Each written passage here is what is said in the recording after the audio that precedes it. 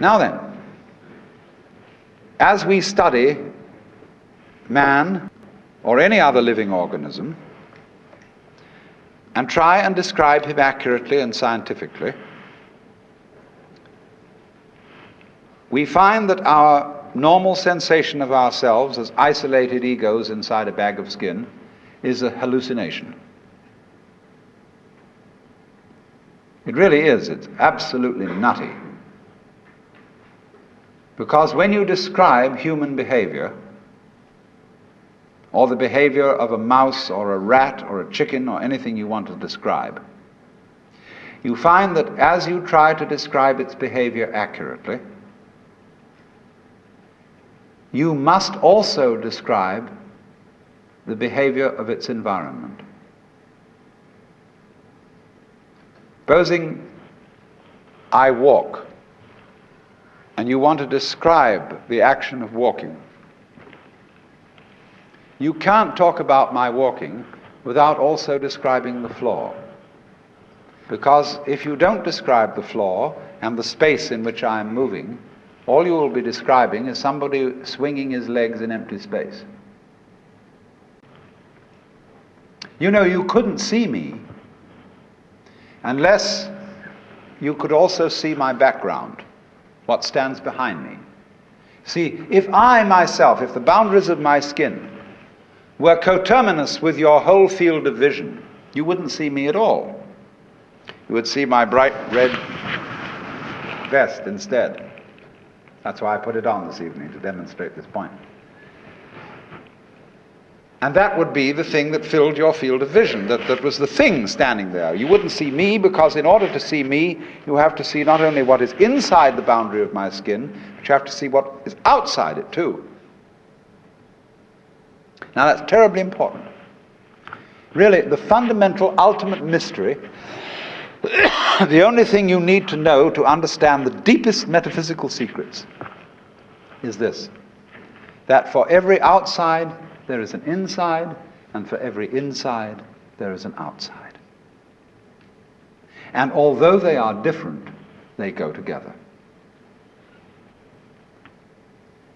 There is, in other words, a secret conspiracy between all insides and all outsides, and the conspiracy is this: to look as different as possible, and yet underneath to be identical, because you don't find one without the other. Like Tweedledum and Tweedledee agreed to have a battle. Note that, agreed. So there is a secret. What is esoteric, what is profound, and what is deep is what we will call the implicit. What is obvious and on the open is what we will call the explicit. And I and my environment, you and your environment, are explicitly as different could be. But implicitly, you go together. And this is discovered by the scientist when he tries, as the whole art of science is to describe what happens exactly. And when he describes exactly what you do, he finds out that your behavior is not something that can be separated from the behavior of the world around you. He realizes then that you are something that the whole world is doing. Just as when the sea has waves on it, all right, the sea, the ocean is waving. And so each one of us is a waving of the whole cosmos, the entire works, all there is. And with each one of us, it's waving and saying, "Yoo-hoo! Here I am." Only it does it differently each time, because variety is the spice of life. But you see, the funny thing is, we haven't been brought up to feel that way.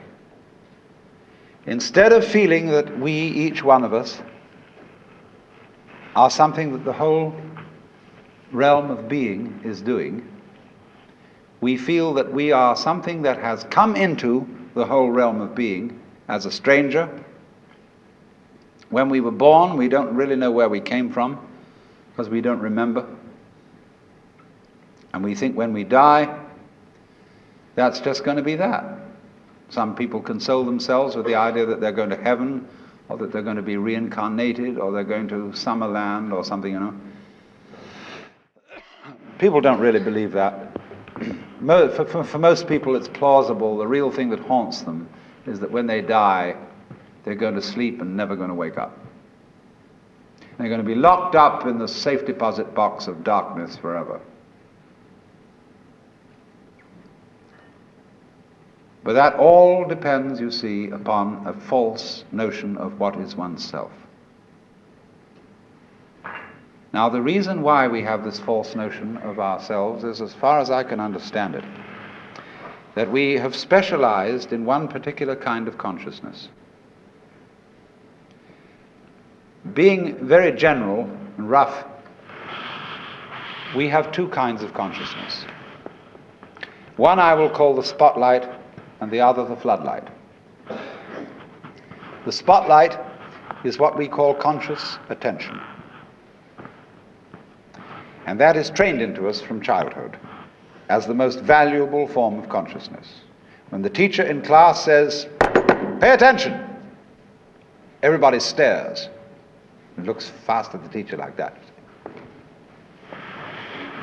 That's spotlight consciousness. Fixing your mind on one thing at a time. Concentrate. And even though you may not be able to have a very long attention span, nevertheless you concentrate. You use your spotlight, one thing after another, flip, flip, flip, flip, flip, flip, flip, flip, like that. But we also have another kind of consciousness, which I'll call the floodlight. For example, you can drive your car for several miles with a friend sitting next to you, and your spotlight consciousness will be completely absorbed in talking to your friend. Nevertheless, your floodlight consciousness will manage the driving of the car, will notice all the stoplights, the other idiots on the road, and so on, and you'll get there safely, without even thinking about it. But our culture has taught us to specialize in spotlight consciousness and to identify ourselves with that form of consciousness alone. I am my spotlight consciousness. My conscious attention, that is my ego, that is me. And very largely we ignore the floodlight. Now, the floodlight consciousness is working all the time. Every nerve end that we have is its instrument.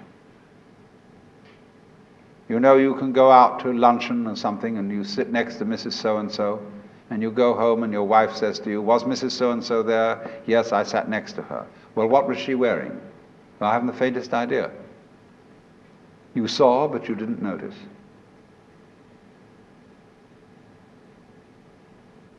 Now, because we have been brought up to identify ourselves with the spotlight consciousness, and the floodlight consciousness is undervalued, we have this sensation of ourselves as being just the spotlight. Just the ego that looks and attends to this and that and the other.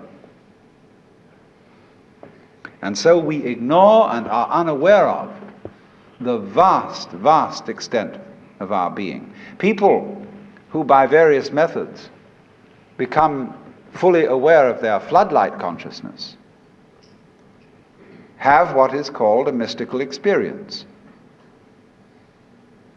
or a cosmic consciousness, or what the Buddhists call bodhi, awakening.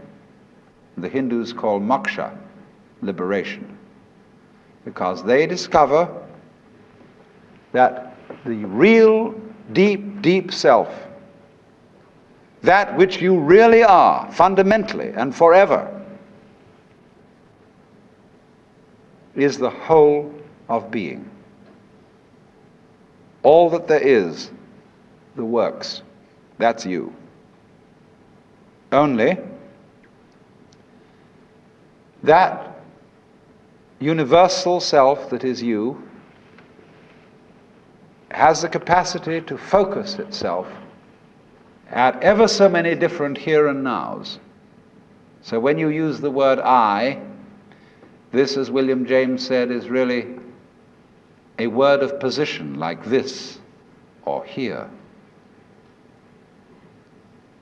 Just as a sun or star has many rays, so the whole cosmos expresses itself in you, in you, in you, in you, in you, with all the different variations. It plays games. It plays the John Doe game, the Mary Smith game. It plays the beetle game, the butterfly game, the bird game, the pigeon game, the fish game, the star game. Just like these are games that differ from each other, just like backgammon, whist, bridge, poker, pinochle, or like waltz, mazurka, minuet, and so on. It dances with infinite variety. But every single dance that it does, that is to say, you is what the whole thing is doing. But you see, we forget it. We don't know. We've been brought up in a special way so that we are unaware of the connection, unaware that each one of us is the works, playing it this way for a while. And so we have been taught to dread death, as if that were the end of the show. It won't happen anymore. And therefore to be afraid of all the things that might bring about death, pain, sickness, suffering. And if you don't know, you see, if you're not really vividly aware of the fact that you are basically the works, you have no real joy in life. You're just a bundle of anxiety mixed up with guilt. Because you see, when we bring children into the world, we play awful games with them. Instead of saying, "How do you do? Welcome to the human race. Now, my dear, we are playing some very complicated games. And these are the rules of the game we're playing. I want you to understand them, and then you learn them, and then when you get a little bit older, you may be able to think up some better rules." Instead of being quite direct with our children, instead we say, "So here you are." It was a nasty baby anyhow. You're here on probation, you understand that? And maybe when you grow up a bit, you'll be acceptable. But until then, you should be seen and not heard. You're a mess. And you've got to be educated and schooled and whipped until you're human. So that these attitudes which are inculcated into us in infancy go on into old age. The way you start out is liable to be the way you finish. And so people going around fundamentally feeling that they don't belong. Because their parents said to them in the first place, "Look, you don't really belong here. You're here on sufferance. You're on probation. You're not a human being yet." And people feel this right on into old age. And so they figure that the universe is presided over by this awful kind of God the Father parent, who, yes, has our best interest at heart, is loving, but who spares the rod, spoils the child. Whom the Lord loveth, he chasteneth. And so everybody's sort of, when's it going to hit next? And so don't feel that they belong. So we get this ghastly, what I call Christian ego. It's a little bit Jewish too.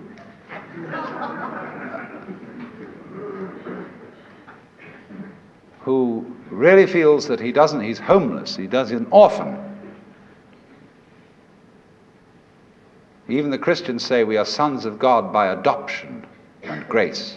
Not real sons, but by adoption and grace and sufferance. And so comes this sensation, you see. So characteristic of Western man and indeed of all highly civilized people. Of being a stranger in the earth. A momentary flash of consciousness between two eternal blacknesses. And therefore, in constant contentiousness with everything around you, not only with other people, but with the earth, with the waters, and the symbol of it all in our culture is the bulldozer.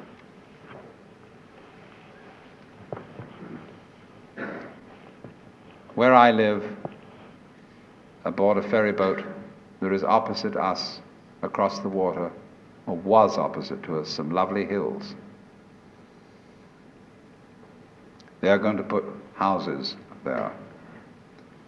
But they are going to try and put the sort of houses you would find in a suburban tract lot, on a hill of all things. Because a good architect can make a house fit the hill. He doesn't have to destroy the hill to put a house on it. And if you want to live on a hill, obviously you want to live on a hill. And you don't want to destroy the hill by virtue of living on it. But that's what they do, especially in California.